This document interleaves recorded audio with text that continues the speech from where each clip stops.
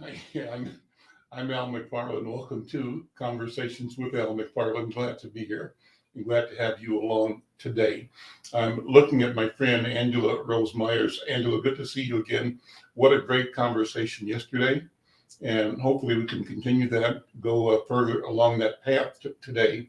I also have yesterday's program queued up so that maybe for the balance of today's program, we'll simply review the important conversation that you and Kamal King and attorney Kamal King from Atlanta and attorney Clinton Collins and I had yesterday talking about the um, Senate Judiciary Committee hearings on the nomination of Ketanji Brown Jackson to a seat on the Supreme Court.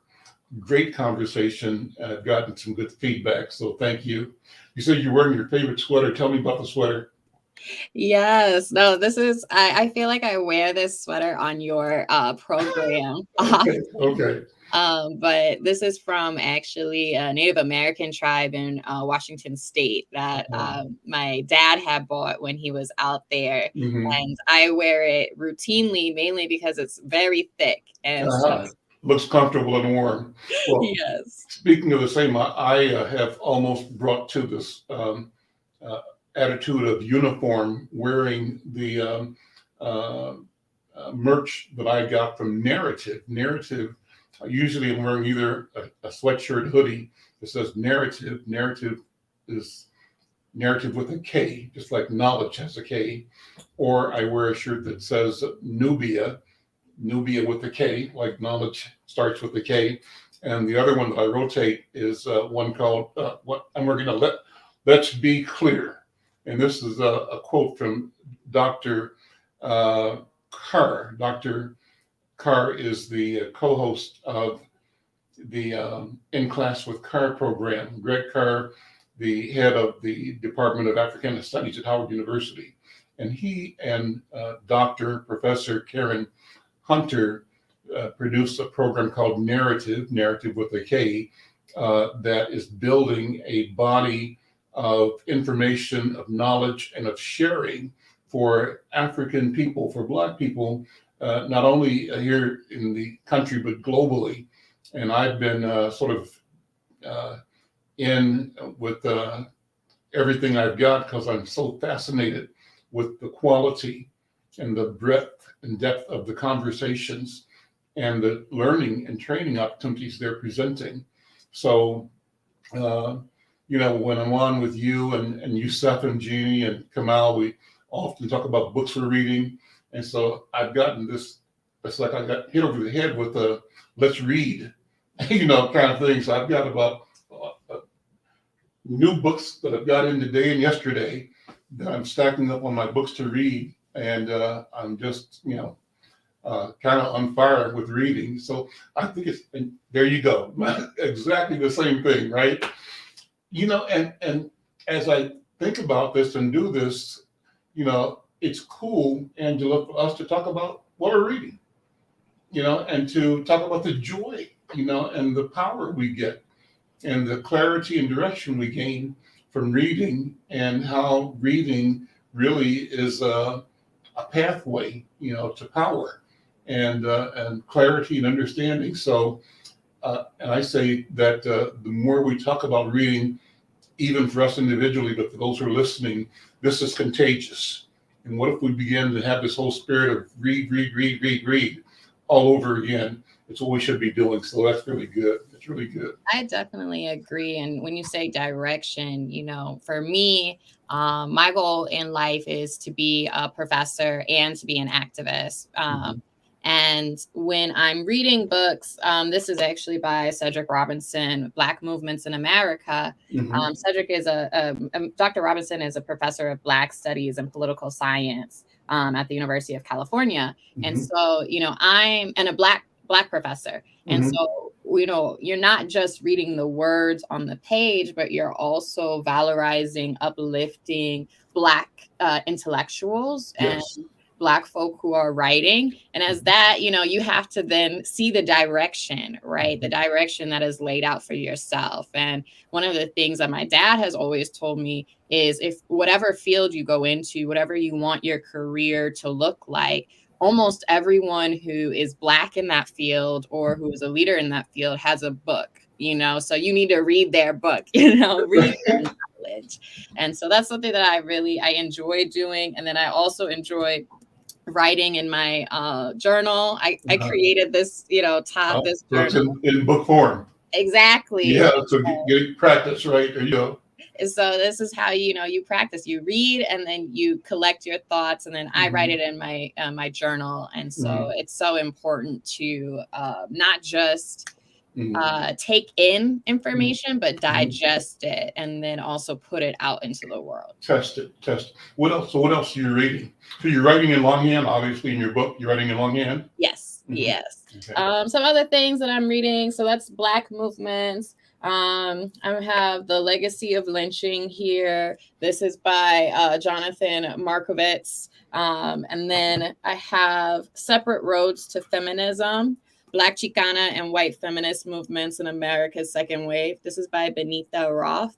And then I really love these two little books. That these are very small, short books to read. This is Little Book of Race and Restorative Justice, Black Lives, Healing, and U.S. Social Transformation by Fanina Davis. This is a great book to read for those who are interested in alternative systems to criminal justice system, but also in how do we heal as a community from racism and historical trauma. And this is the Little Book of Restorative Justice.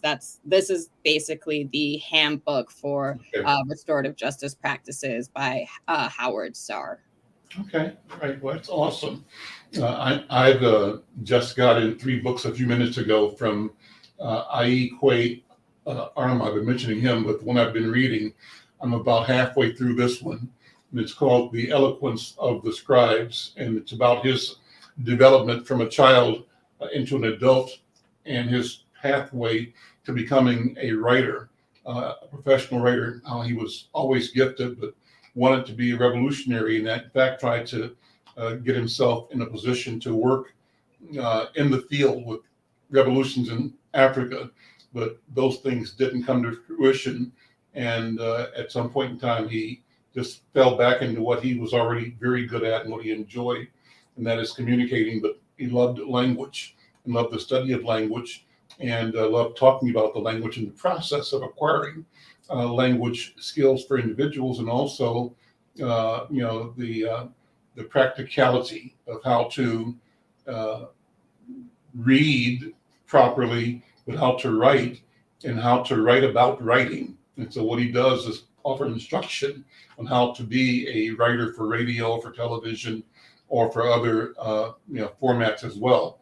But he tells stories about our connection to the act of writing itself by describing the emergence of writing out of African civilization in the Kemetic period or the pre-dynastic period. And that led him to study original manuscripts or text, meaning Egyptian hieroglyphics.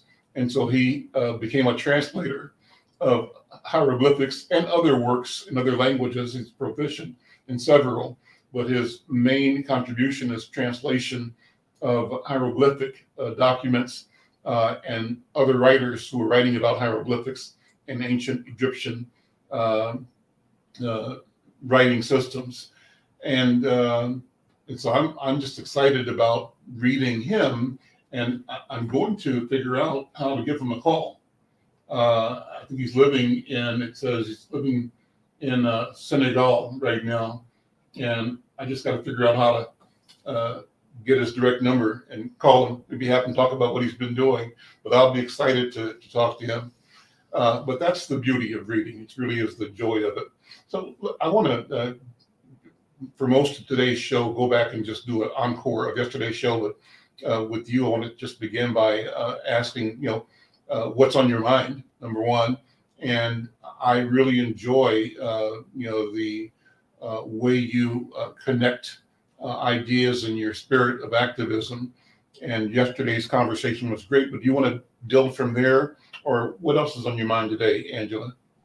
Yes. Now, I've been really watching a number of issues that are arising across the country when it comes to homophobia and transphobia. And so, as some folk know, my husband lives in Florida right now, right? So, my husband's in Miami, and Florida just came out with a Don't Say Gay bill. And a lot of the rhetoric that is used in these homophobic legislations are targeted for like schools, right? And they're actually targeting the same type of infrastructure that they're targeting for ending critical race theory. So they're saying schools can't teach X. Right. They can't teach sexual education. They can't teach critical race theory. And then also, while making the argument, a lot of times these larger systems like the DeSantis, right? These folks who run these larger state systems,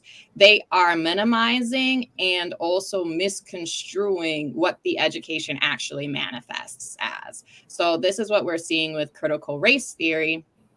I was taught critical race theory, but not even in its full context in college. The full context of critical race theory you find actually in a law school because it's framed with the understanding of the U.S. law in mind. And so that's the level of which you need to be at to even fully encompass and engage with real critical race theory as a field.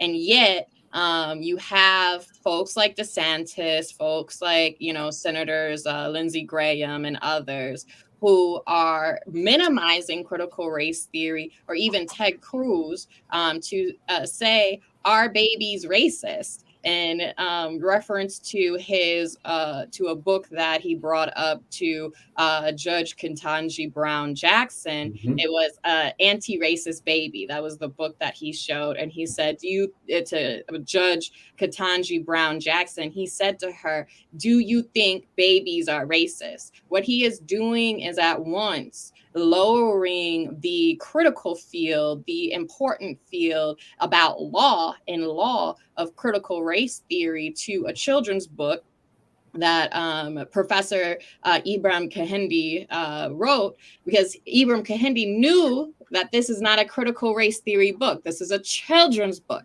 And, still, again, Judge Ketanji Brown Jackson had to navigate the minefield of upholding critical race theory to the level and the scholarship, the level of scholarship that it is in, right? And also saying, it's actually not my job to judge a book like this. It actually won't be her job to judge a book like that when she's on the Supreme Court. And we're seeing even the same type of mental games that Republicans play, even around the homophobia that they push out into how sexual education happens, how, who can you have gay authors being taught in schools, things like that.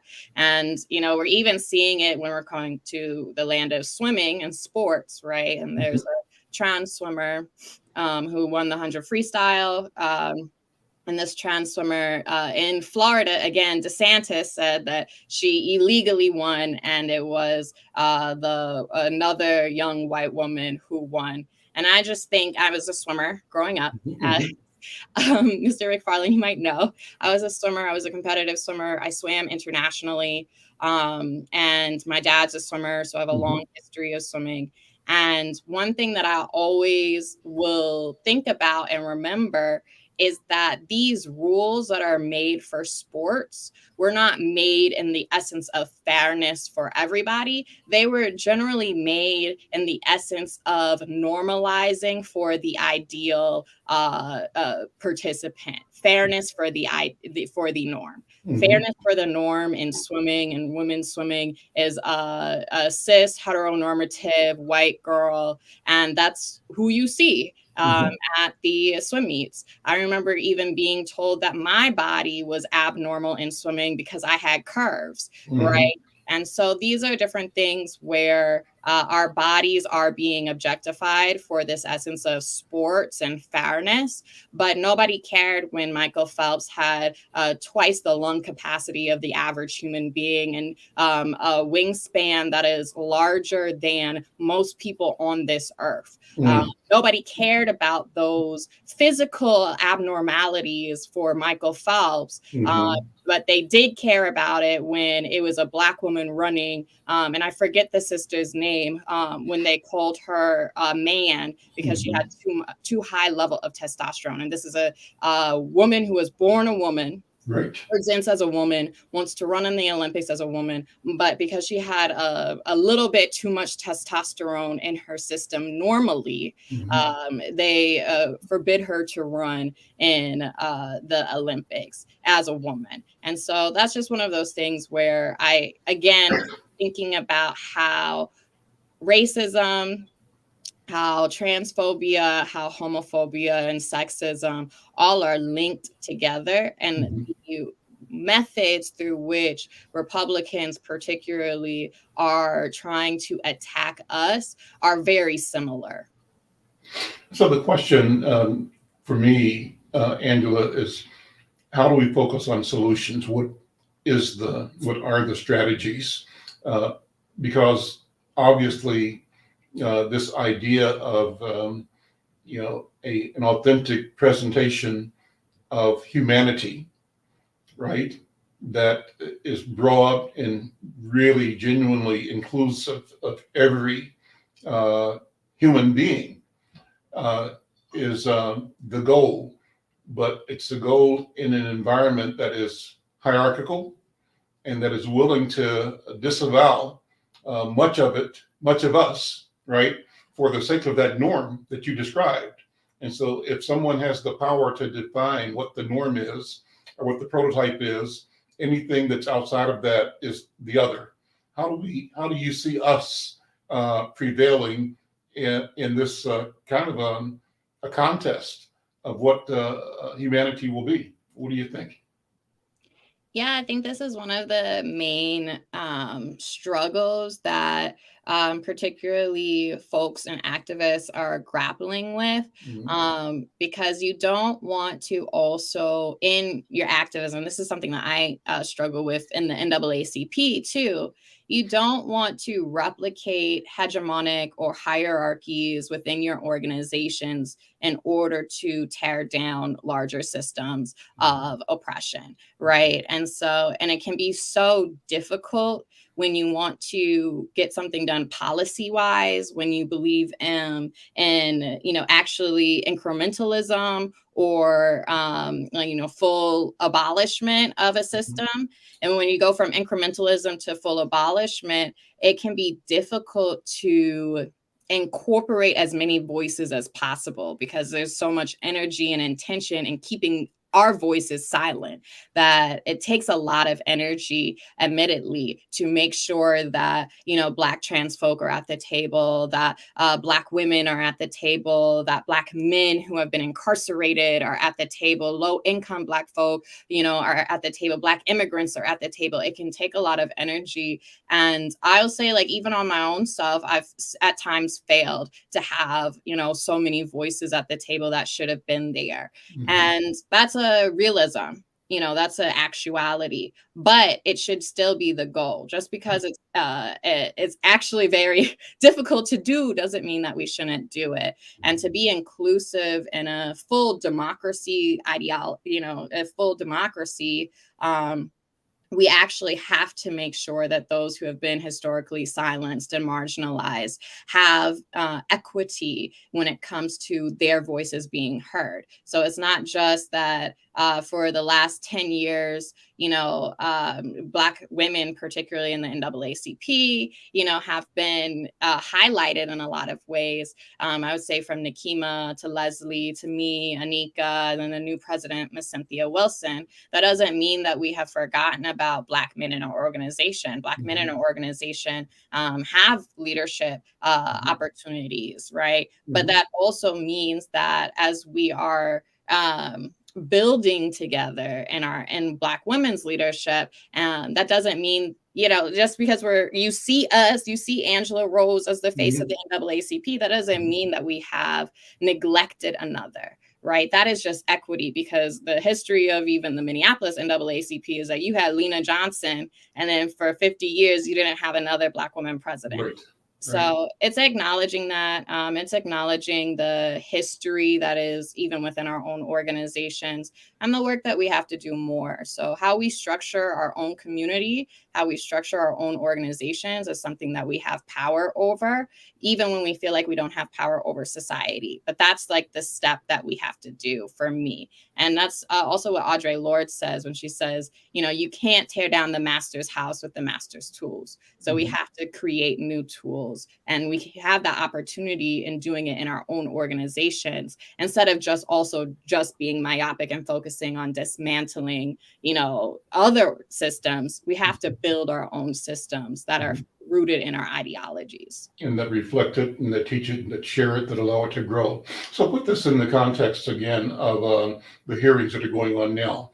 I felt as the Republicans in particular were presenting their questions, it wasn't a question of really asking for Judge Jackson's point of view. It was taking an opportunity to align and rattle and stoke the ultra conservative community, and to do the war cry and the war dance, getting people riled up, going to their basest, emotions. How did you see it? I mean, they asked questions and they tried to rattle her and to trap her. I thought she did marvelously well in remaining cool and understanding what was going on and demonstrating how to respond to attacks like that by referring to the law, the Constitution, the text, and defining the roles that their questions seem to ignore. So how did you see that entire process? How would you describe it? Yes, no, I definitely agree. So yesterday I had said that, a lot of these questions, it seemed like they were asking more for the politics or politricks for a Republican base, right? They weren't actually asking these questions to Judge Jackson as a way to listen, to hear what she actually has to say and value what she has to say, but rather to get some gotcha moments, some, nice news clips for Fox News. And, one of the things that I was thinking about when I'm listening to her responses, many times she's giving a master class in not answering the question and actually refuting the basis of the question while answering the question, right? And while giving an educated answer, right? So that's mainly what she's doing. She's actually not as well as giving an educated answer, she's educating with the answer she's giving. So she's doing quite a few things at the same time. Exactly.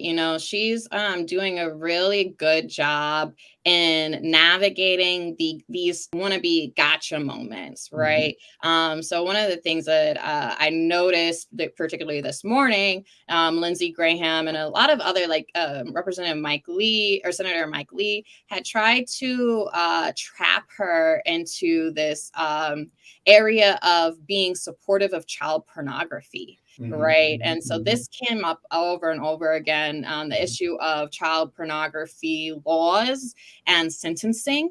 And because of a case she handled, and they said sentenced a young man, an 18-year-old, who was in possession of, apparently the words they used were tons of child pornography, and they said was soft on him by giving him a 3-month sentence, I think. Yeah. Yes, that's correct. And that's also, in and of itself, a side conversation, but a lesson for our young folk. Just because that's your girlfriend and she's 16 and you're 18, that's still child pornography. Yes. I'm just saying to the side to young folk. And then second of all, we have to, as the audience, quote unquote, trust the messengers. In this case, you can't trust the messengers of the Republicans on what the evidence of the case is, because we don't have access to all of all of her cases, right? They have more evidence and access to the evidence of the case than we do. We can't just pull up all of the cases that Judge Ketanji Brown Jackson ruled over to fact check the Republicans. So you can only, when they say tons, I don't know what tons is really. Right. So, and I don't know the circumstances. And that's what she said. She said that the 3 months was under the circumstances that were presented. Yeah. They were appropriate for the circumstances. And so it's very interesting. They were making a moral argument, right? They said it seemed to me they were making the classic argument. Now, I don't know if the person that was accused and whose trial she presided over was Black or not, but my presumption, and I could be totally wrong, is that it might have been a young Black person, but it might not have been. But it seems that the intensity of their outrage is the kind of intensity I expect when white people talk about Black people breaking the law, because we get the extra, and the long end of the stick comes to us, not the compassion, not the consideration, not the doubt. And so that's kind of the feeling I had as an observer of that exchange in the hearing yesterday. Me as well. They were making an argument that was based on their emotions and what they purport their morals to be, correct? Whereas she was making her argument as, this is what the law is, this was what my job was, and this is what I follow the sentencing guidelines that were given to me. She was not saying, her as a great judge, a very measured judge would say, this was not about particularly how she personally felt. Right. Whereas Lindsey Graham was saying, I personally feel this was irreprehensible and terrible. Right. She was saying, yes, it is terrible, but also under the law, under my job as a judge, this is what I gave out. And if Congress wants to pass a law that changes this, that is on Congress. And she actually pointed out and educated Lindsey Graham to the point of saying that the child pornography laws in the U.S. have not aged well. This is a major point that she made, that Lindsey Graham didn't really seem acceptable to actually listening to her.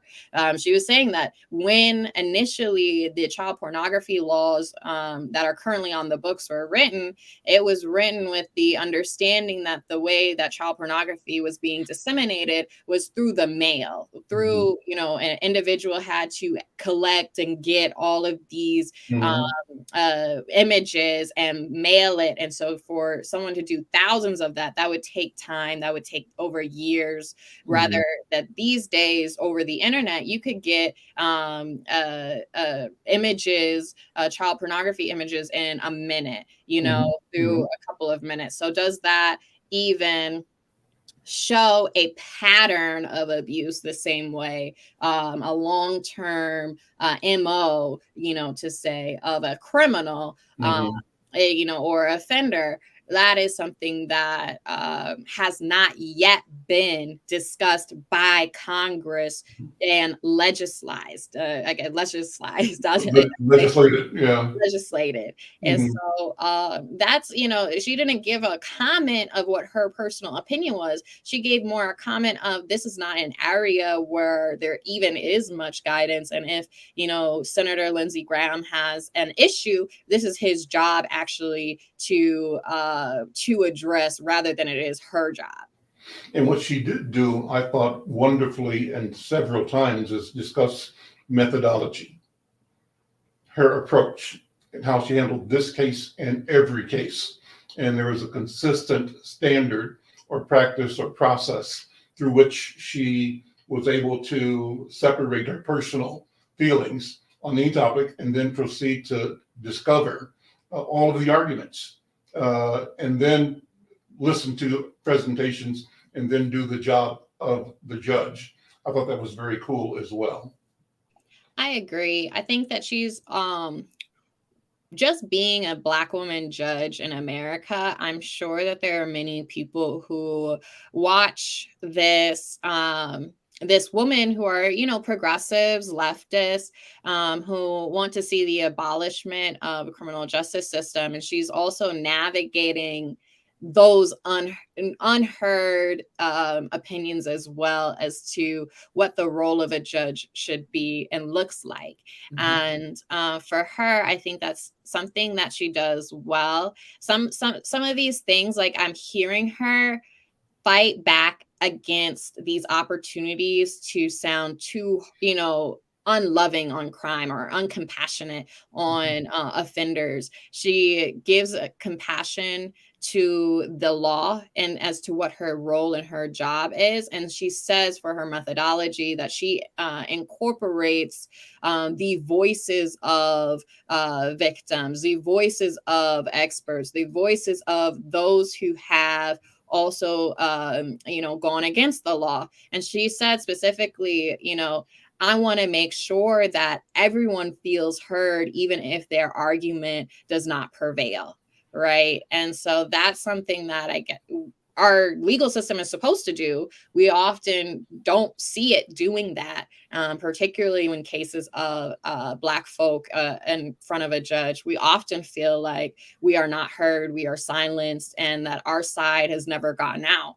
But, she said specifically her role that she saw was to hear everyone at the table, even offenders, even those that we want to demonize and dehumanize. She wants to hear them. And even if your argument doesn't prevail, you have been heard, which is your legal right in the United States. She also said, I think, on several occasions, to her credit, particularly when a couple of senators wanted to get a soundbite, her saying that she had a choice of saying either, I want to jail people or not jail them, right? Those kinds of questions were put to her. Are you soft on criminals? Do you want criminals in jail, or do you want them? Somebody gave statistics. I think it was the guy from Missouri gave statistics saying how many murders have not been solved, and do you want to see more murders solved or not? Are you okay with only 47% of murders being apprehended, and people being taken to jail or prison? And there were questions like that, but her response was, everybody should be accountable.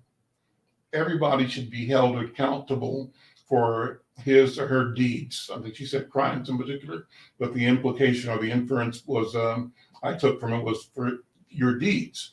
And that's the great answer, the right answer. Each of us has to be accountable. Everybody in society and community has to be accountable. And for them to finally agree that makes sense, then the table is turned. What in your history, in your life, in your culture has not been held accountable? What about the crimes against humanity that are the basis for your power, wealth, opportunity, advantage, and the source of your, what they call it now, fragility, right? Uh, what about accountability there as well? And so I think she positioned uh, that question by saying, yes, I think everybody must be accountable, but the bigger implication of that is that the entire structure, the entire system has to grapple with the question of accountability as well, and not simply say it's I can do what I want to do, but you got to be accountable in how you live, and I'm the one that sets the standard, and you have no say in that. You know, your position is a supplicant or victim, period.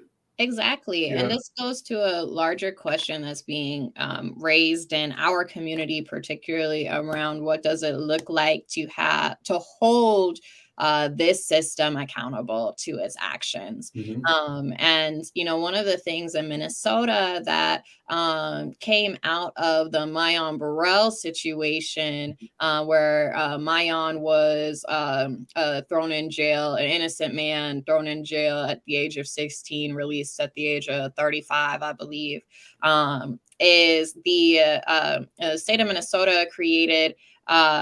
What is it called? It's a review unit, a case review unit on county cases in the state of Minnesota, where there is, just like the Innocence Project, right? I think they're working with the Northern Innocence Project to review these cases where there are some anomalies, where there is even some questions as to the outcomes, and not even just reviewing them in the sense of, is this person innocent, but reviewing them in the sense of also the sentencing, and if even now the sentencing guidelines that are now put into certain crimes, if we can apply them retroactively to others. So as we know, marijuana crimes are decriminalized, majorly decriminalized in the state of Minnesota for most marijuana crimes,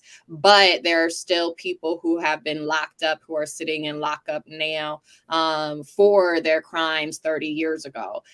So, these are some of the things that retroactively, when we're talking about holding a system accountable, we have to also create systems. And this case review unit is one of the ways that we can do it.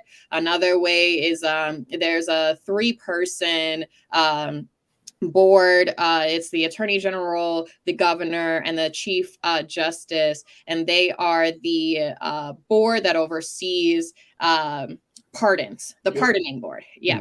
So it's a 3-person board, and that's actually how Mayan got out of jail, unfortunately, was that he wasn't exonerated, right? He wasn't proclaimed innocent, but rather he was pardoned 2-3. Normally, the board has to be a unanimous decision, but the Chief Justice at that moment abstained from voting, and so he was able to be released.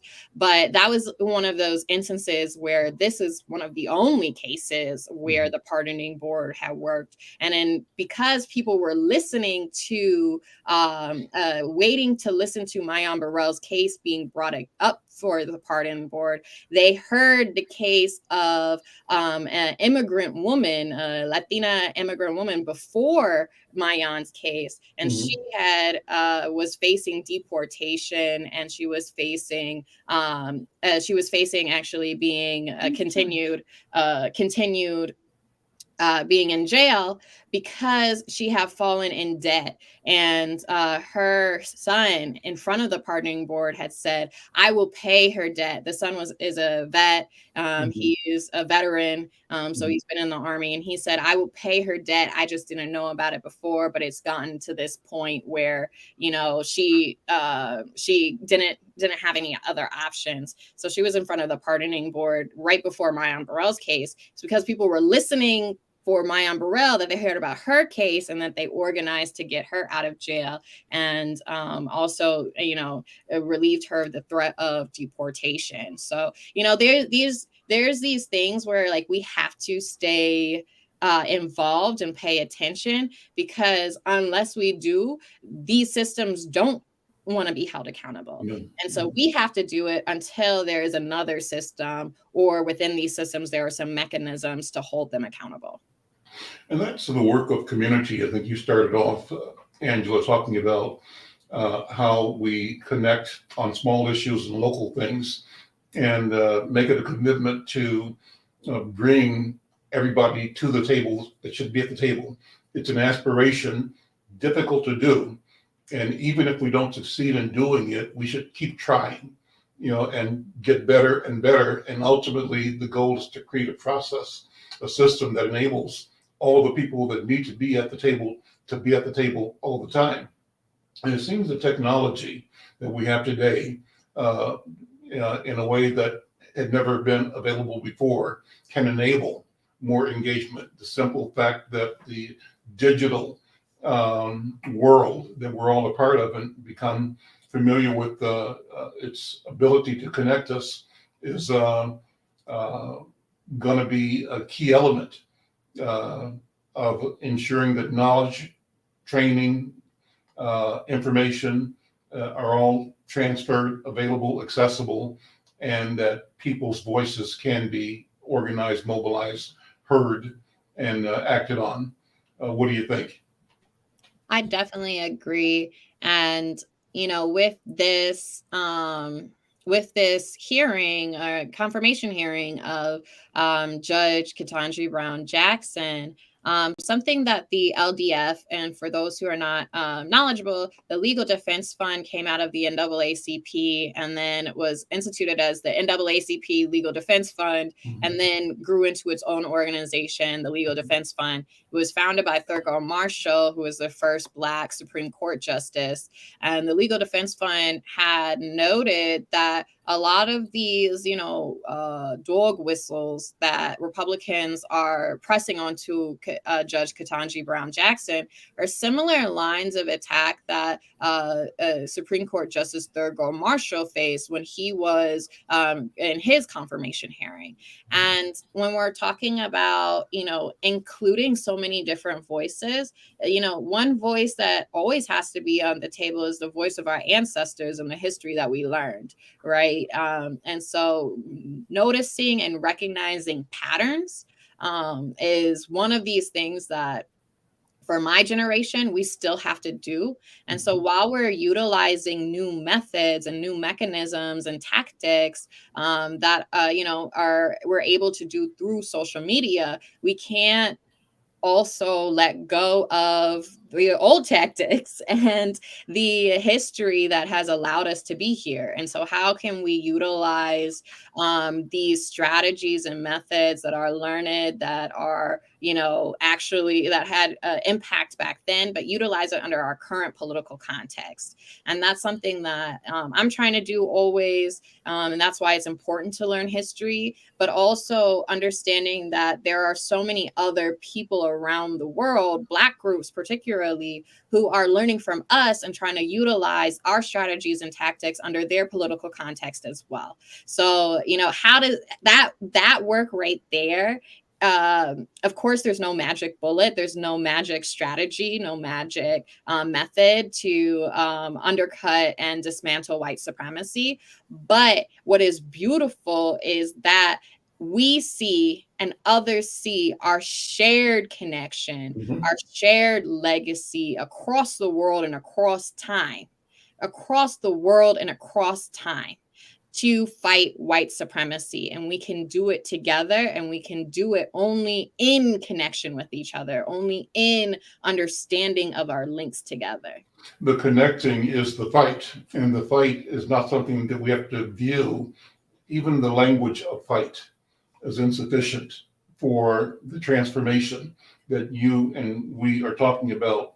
To phrase it, to categorize it or visualize it as a fight, in a sense, is an admission that there's only one way out. One has to win, one has to lose. And I think that by design, what we are talking about is the continued evolving and emergence and development and expansion of a separate way of being connected, being organized, and So if there's any fight in this new, it's the fight to know each other, the fight to be with each other, the fight to keep connected to each other, the fight, and in that sense, you're only fighting your own inadequacy, not somebody else's. You're fighting your own tendency uh, to be inattentive, or to be lazy sometimes, or to want shortcuts,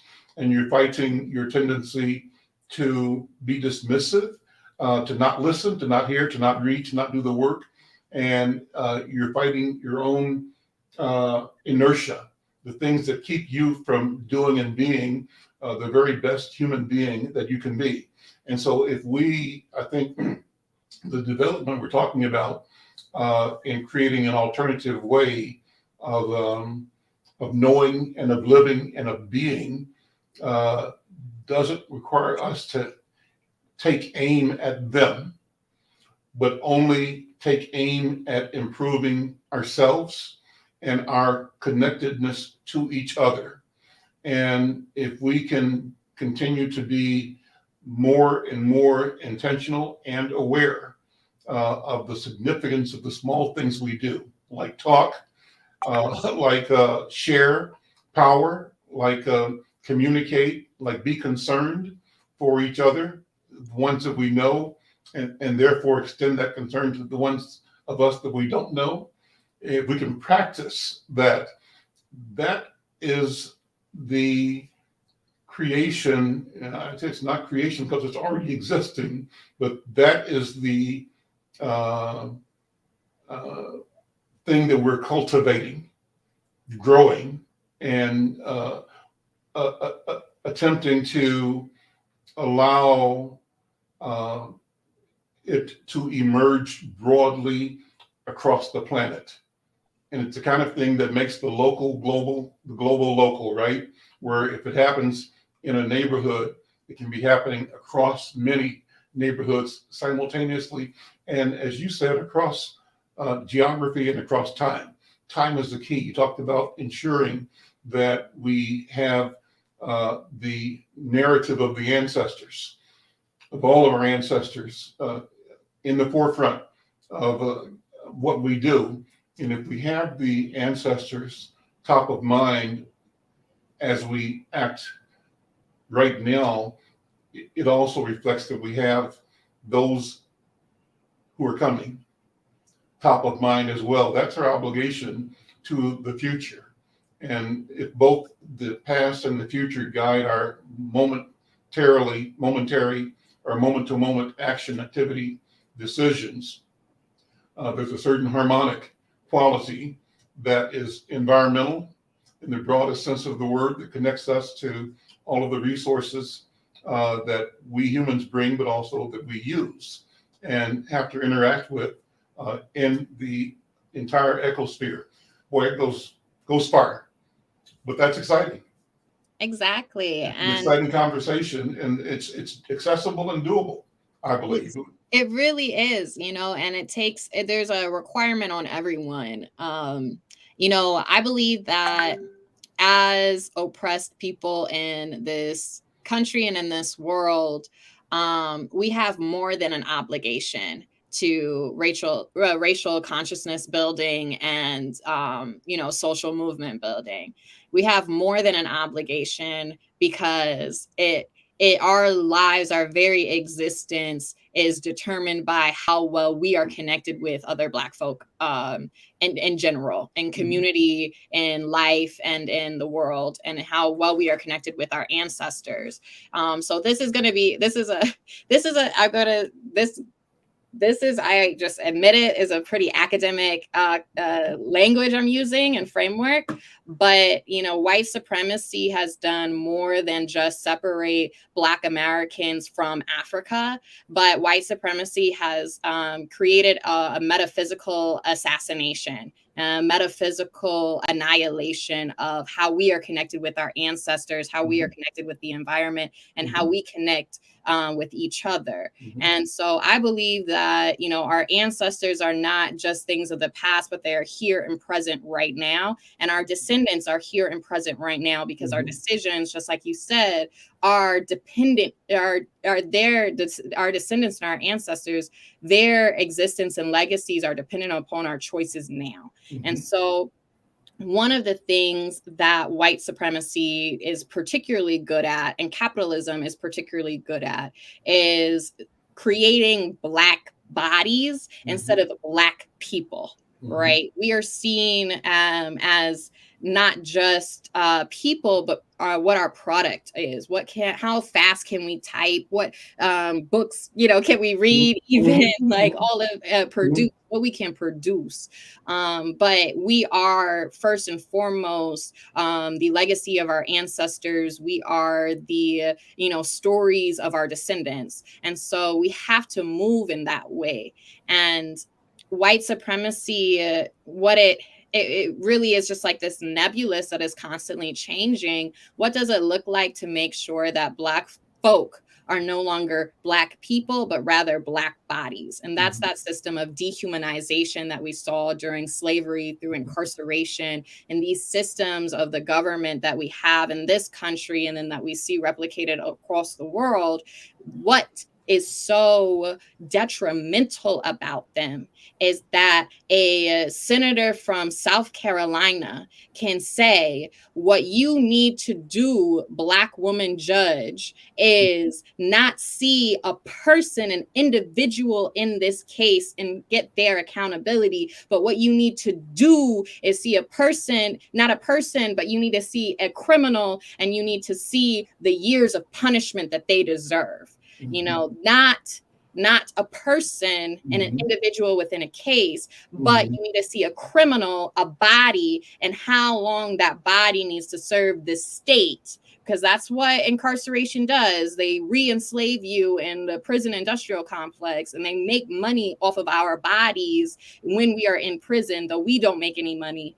And how we have to take that person and turn it into a criminal, to turn that criminal into a body to serve the state as punishment, to reinforce, you know, these ideas of morals, of safety, of judgment. So that's exactly what white supremacy is doing. And when Judge Ketanji Brown Jackson says, yes, I have to, in this role, look at the laws and the guidelines because this is my role. What she is also saying in reaffirming her cases is that each individual case I take everything into account. And what I didn't hear her say, but what I'm hearing her say is, I'm taking a person's life into account. Amazing.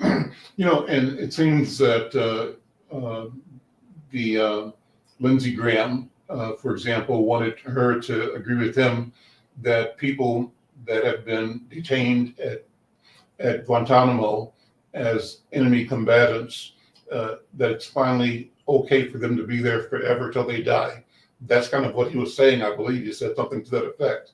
And did she agree that these people that he perceived to be existential threats to the American way of life and to American democracy deserved to be there and to die there in Guantanamo? And I think she said, you know, this is a country that's got laws, you know, and the Constitution, and we have to, at the end of the day, we've got to do everything in a way that's consistent with our values about human dignity and human life. And yes, there will be failure. I'm saying this, but anyway, it was a good lesson and a good program. So where do we go from your point of view, Angela? Well, you know what? I meant to ask you this. Well, I was going to review the show yesterday, but this has been even better. Great conversation from my point of view. I hope that you're enjoying it as well, and the chance to throw your ideas out. You know, what is your observation about the Minneapolis school strike? obviously into what, 10th day now, 12th day of the strike. School year is going to be disappearing momentarily. And in an environment where our children, Black children and brown children, have not been served properly. So some of the criticisms on both sides here, briefly, uh, how can you justify a pay raise if you fail to deliver to our community? And to deliver means, effective, measurable learning experiences, accomplishments, meaning the milestones or mileposts, graduation. And so that's one argument. The other side of it is we have to have conditions that allow us to provide what you want. And that means salary, a livable wage, classroom support. We need social services, mental health services, and we need to reduce the class size. And to both sides, the management is saying there's no money. What's the NAACP's position at this point? So for the NAACP, last week held a press conference, and President Cynthia Wilson, as well as former President Leslie Redmond, as well as a number of Black teachers and Black SPs, so ESPs, are classroom attendants. They help out with the learning of our children. They were in support of raising the wage for ESPs, and then also in support of the strike. So that is the NAACP standpoint, particularly being in support of Black teachers and in support of Black ESPs. Who the Black ESPs are paid like something like $26,000 a year. It's very unlivable wage. Right. If we're going to be honest, of living in Minneapolis. Mm-hmm. So that's the Minneapolis NAACP stance. For your case, for what you're saying too, to the increase in wages, we're talking about a 2% wage increase. This is not something where people are calling for or demanding or on strike for 12 days for, doubling their wages, but for 2%. And with a budget surplus in the state of Minnesota going on 2 years, and with the American Rescue Plan funding coming down from federal funding, I don't understand why it is such a large ask. Like what is so in number, like what I guess I do understand like this idea of there's no money, right? But there always seems to be money when white kids are at stake, right? There always seems to be money coming from anywhere when white students are doing well. But when Black students are doing well, and we have measurable indicators that having strong, well-supported Black teachers and Black support staff helps the education of Black students. Yet, where's the money going? When it comes to the Office of Black Student Achievement,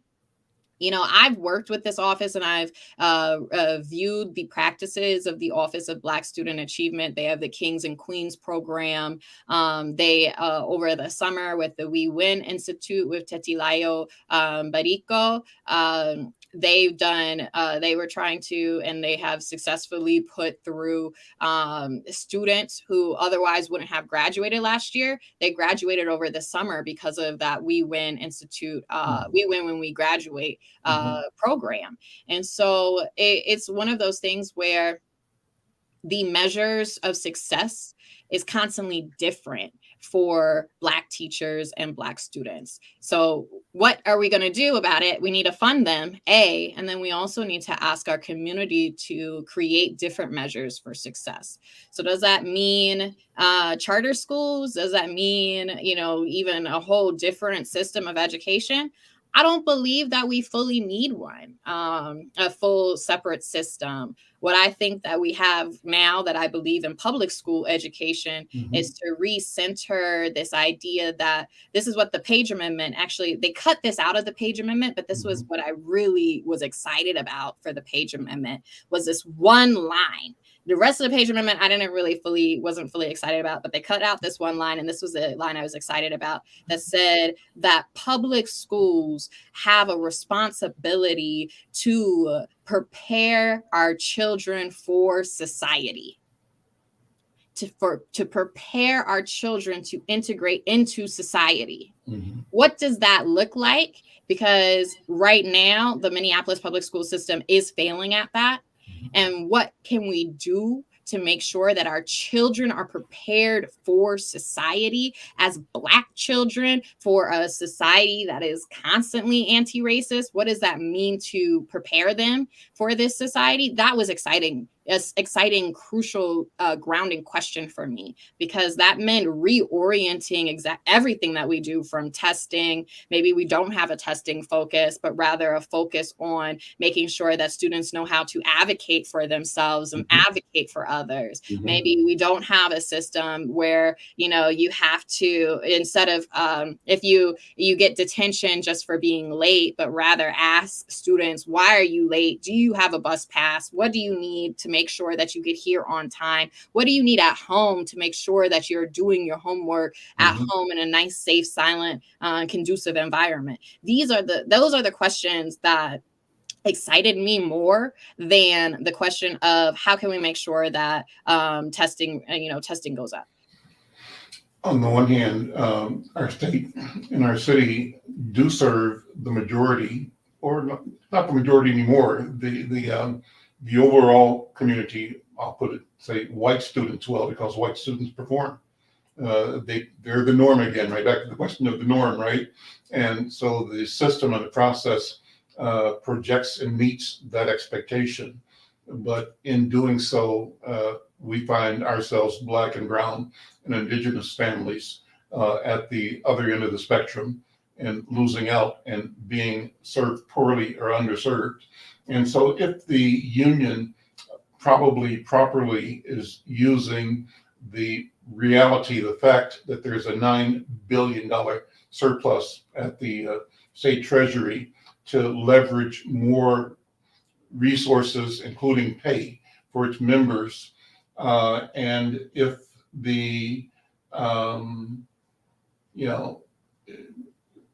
shouldn't we as community be looking at the same money and looking at both the union and the district, ensuring that resources like We Win Institute and special alternative and or parallel and supportive systems are available that bring the cultural nuance to support our learning? Should we be using this opportunity to present our case as well? You know what? I'm not going to ask you to answer that. This has been a wonderful conversation. Let's do it again. Thank you so much, Angela Rose Myers. This is a great conversation. And I'm going to still post again the conversation we had yesterday, talking about the Senate Judiciary Committee hearings on the appointment, the nomination of Judge Katanya Brown Jackson to the Supreme Court, her nomination by President Joe Biden. Angela, great talking to you. Thank you. Have a nice day. We'll see you next time. Bye-bye.